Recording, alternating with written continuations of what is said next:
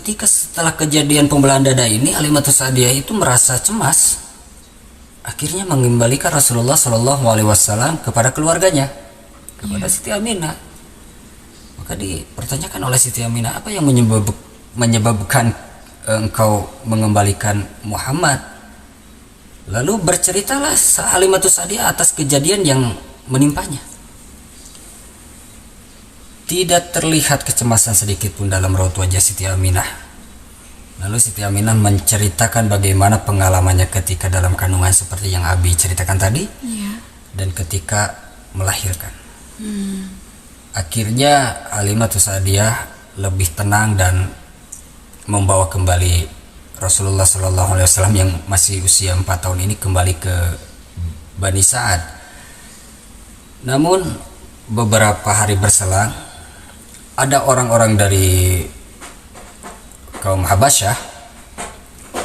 Jadi dari Habasyah ini sebagian dari kaum Nasrani sedang mengamati Nabiullah Muhammad SAW yang masih kecil ini, yang masih usia 4 tahun ini, karena sudah tersebar bahwa ini adalah calon nabi terakhir yang ada dalam kitab-kitab mereka.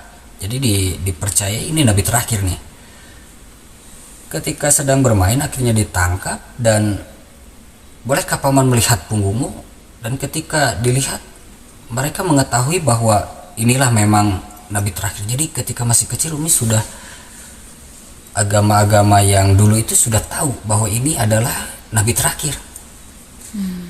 Diintai terus dan merasa cemas, akhirnya Halimatus Sa'diyah itu membawa kembali Nabi Muhammad SAW ini yang masih usia 4 tahun ini kembali lagi ke Mekah. Namun yang ada kejadian aneh dalam perjalanan, Rasulullah SAW itu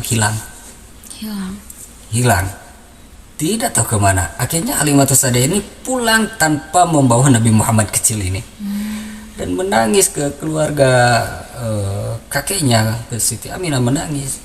Kakeknya menjadi panik, mencari ke sana kemari. Akhirnya dibawalah oleh seorang Quraisy kepada kakeknya bahwa ini Muhammad kecil saya temukan di bukit atas Mekah. Akhirnya ini ada kejadian yang sangat jadi Rasul ketika masih kecil tidak kaku juga, bercanda juga gitu. Nah kakeknya itu bertanya ke Muhammad kecil ini, wahai Muhammad, apakah engkau ingin menaiki unta yang terhebat di dunia, dan ini tidak ada dimanapun, hanya ada di sini? Baiklah kakek, aku ingin mencobanya menaiki unta terhebat di dunia. Kalau begitu naiklah di punggungku. Maka Muhammad kecil bertanya, wahai kakek, di manakah untanya? Iya, akulah untanya. Maka apa yang dijawab oleh Nabi kita yang masih kecil itu, sungguh hebat sekali unta yang saya naiki, cuma sudah sangat tua. Sudah sangat tua. Bercanda juga.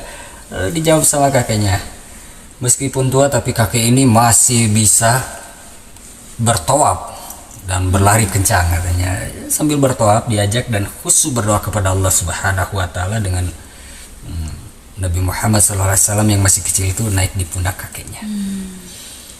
Nah, kita tahu kan Rasulullah SAW ketika kecil sudah ditinggalkan oleh bahkan sebelum lahir ditinggalkan oleh ayahnya. Ketika masih kecil ditinggalkan oleh ibunya, diasuh oleh kakeknya pun meninggalkannya. Akhirnya dititipkanlah kepada pamannya